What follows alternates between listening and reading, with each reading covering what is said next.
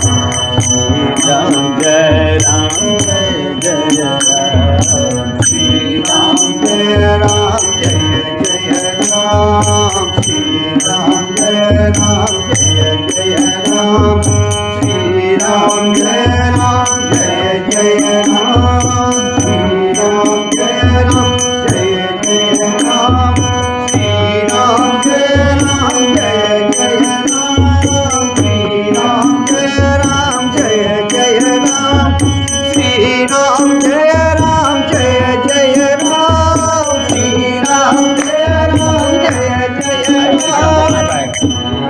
जय राम जय जय राम। एक बार एक बहुत बड़ा बिजनेसमैन एक छोटे से गांव में जाता है। वहाँ जाने का उसका मकसद होता है उस गांव में एक बड़ी सी फैक्ट्री लगाना। वो एक ऐसी जगह पर पहुंच जाता है जहां पर उसके सामने एक नदी होती है और उस नदी के सामने वो गांव होता है। अब उसके सामने दो रास्ते हैं। पहला ये कि वो सड़क के रास्ते घूमकर उस गांव तक पहुंचे, जिसमें लगभग 10 घंटे लगेंगे क्योंकि वहां तक पहुंचने का कोई डायरेक्ट रास्ता नहीं है। दूसरा रास्ता ये था कि वो एक नाव में बैठकर नदी के रास्ते उस गांव तक पहुंच जाए, जिसमें केवल 20 मिनट ही लगते। तो अपना टाइम बचाने के लिए उसने उस नाव के ज़रिए गांव तक पहुंचने का फैसला किया। वो नाव बहुत छोटी सी थी, जिसमें एक तरफ वो आदमी बैठा था जो नाव को चला रहा था और दूसरी तरफ वो बिजनेसमैन बैठा था। नाव में बैठने के थोड़ी देर बाद उस बिजनेसमैन ने नाव वाले से पूछा, तुझे पता है तेरी नाव में कौन बैठा है? तो नाव वाले ने बड़े भोलेपन से कहा, नहीं साहब, मैं नहीं जानता। अरे तू अखबार नहीं पढ़ता है? मेरी फोटो हर दूसरे तीसरे दिन अखबार में छपती है। तो नाव वाले ने कहा, अरे साहब, मुझे पढ़ना लिखना नहीं आता। मैं बहुत छोटा सा था जब मेरे पिताजी गुजर गए और अपने परिवार का ध्यान रखने के लिए मैं बचपन से ही काम में लग गया, इसलिए मेरा स्कूल बचपन में ही छूट गया था। ये सुनकर उस बिजनेसमैन ने नाव वाले का मजाक उड़ाते हुए कहा, तुझे पढ़ना लिखना भी नहीं आता? ऐसी जिंदगी का क्या फायदा? ये सुनकर उस नाव वाले को बुरा तो लगा, पर उसने कुछ नहीं कहा। थोड़ी देर बाद वो बिजनेसमैन उस नाव वाले से बोला, अभी कुछ दिन बाद ये जो सामने तू ज़मीन देख रहा है ना, वहाँ पर मेरी एक बड़ी सी फैक्ट्री लगेगी जहाँ पर हम मिनरल वाटर की बॉटल्स बनाएंगे। उस नाव वाले को बात समझ में नहीं आई। उसने कहा, किस चीज़ की फैक्ट्री? तो बिजनेसमैन ने बड़े इरिटेट होकर उससे कहा, वहाँ पानी की बोतलें बनेंगी जो तेरे गांव में नहीं बिकती लेकिन शहरों में बहुत बिकती हैं। तब नाव वाले ने कहा, अरे साहब, मुझे कहाँ पता होगा, मैंने तो कभी इस गांव से बाहर निकल कर नहीं देखा।